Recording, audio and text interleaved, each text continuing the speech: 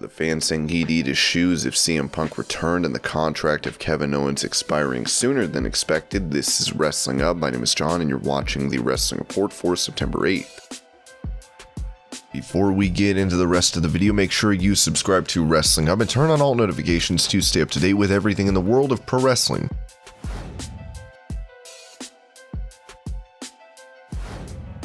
With him having a feud against Adam Cole on NXT, Pat McAfee went on a show to target Cole but ended up having praise for him as well after he made his debut for AEW. We are going to talk about Bebe later. That was quite a big moment last night. You know, he's a piece of crap, that guy. I mean, congrats to him, and that is a pretty big deal, but forget that guy. I can't take this guy. You know, dude, like, he's a terrible scumbag. Can't say it enough. Proved it again last night. Just can't help it. It oozes from his body. You stand too close to him for too long, he's like, when I had to, for 20 some minutes. First time, no crowd, no big deal. When I went out there, you're worried that the scum is gonna osmosis through. That was a pretty big moment. Now with that being said, what a terrible guy. Congrats though, it was really cool to see, and it was great to hear Adam Cole Bebe. That was loud.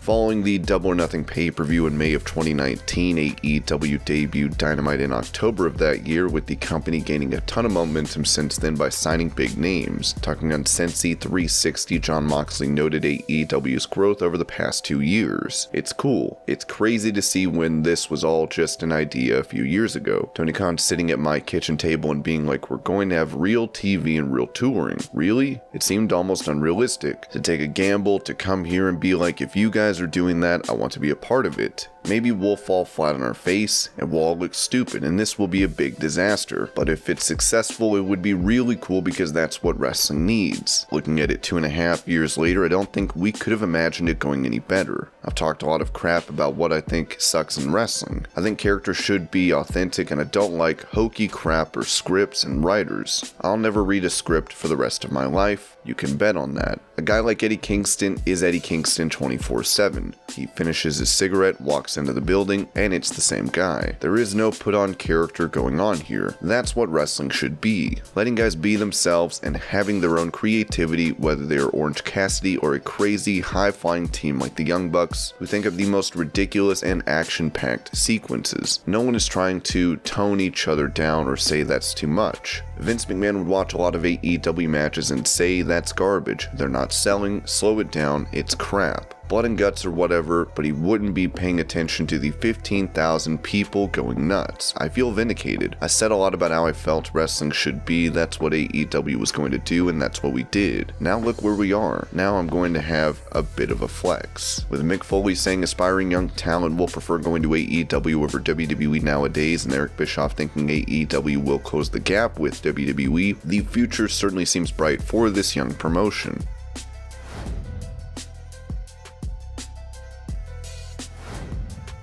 After being released from Impact Wrestling while being their world champion, Tessa Blanchard has not been signed to another promotion since, while the NWA has reportedly spoken to her, WWE and AEW have not. Bodyslam.net has said there is no interest in her outside of the NWA as they reported. I was told there are no plans for her to appear in either WWE, NXT, or AEW. One source added, she's nuclear, nobody wants her. I was also told a few months back while speaking with a prominent independent promoter, and when her name came up he said I have to stay away, she's nuclear right now. Previously, Blanchard had been called out by her peers for spitting on and using a racial slur against La Rosa Negra while on tour in Japan. With many coming out regarding her behavior, it seems this third-generation star might not be able to find work with two of the largest wrestling promotions.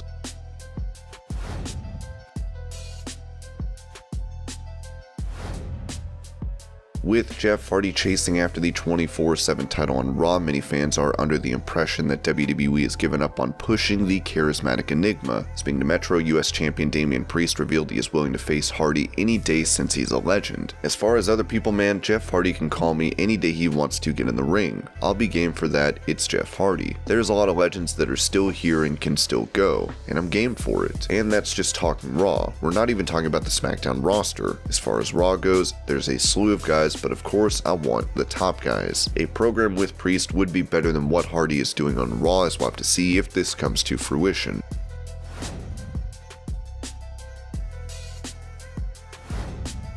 With the PWI 500 list released for 2021, the top 10 is as follows: Kenny Omega, Roman Reigns, Bobby Lashley, Drew McIntyre, Kota Ibushi, Jon Moxley, Will Ospreay, Finn Balor, Shingo Takagi, and Rich Swann. Many fans of Roman Reigns are on Twitter complaining that the Tribal Chief should be acknowledged as the #1 pro wrestling star for this year. One fan wrote, "Roman is best thing for WWE. He's #1 in sports entertainment. He is drawing money, WWE stocks, and better moving needle than everyone. Screw PWI and acknowledge him." Another said, "I don't care about PWI because in my opinion it's all subjective, and also in my opinion Roman Reigns is #1. To me he did more than Kenny Omega with just one title. You don't need 3 titles to be the hottest wrestler in the industry right now." Still, there are those that think Omega should be #1, as another fan noted. Roman Reigns stands, accounts, and WWE shills probably crying up a storm. Kenny Omega deserves it more in my opinion, and PWI got it right with Omega as #1.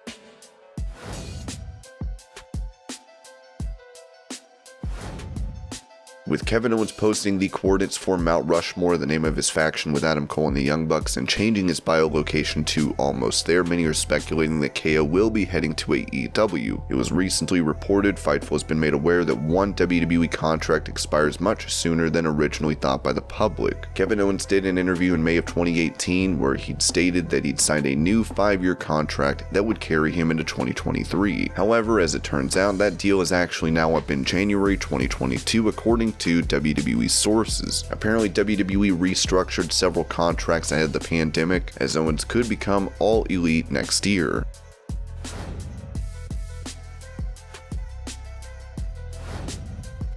Following a shocking WWE release, Braun Strowman is reportedly set to head to Impact Wrestling. Braun recently celebrated his birthday as he took to Instagram to post a photo with a lot of women, writing 38 ain't too bad, Adam's Angels, it's hard out here for a pimp. Strowman's first match after leaving WWE will be against EC3 on October 1st, as we'll have to see if he indeed joins Impact after.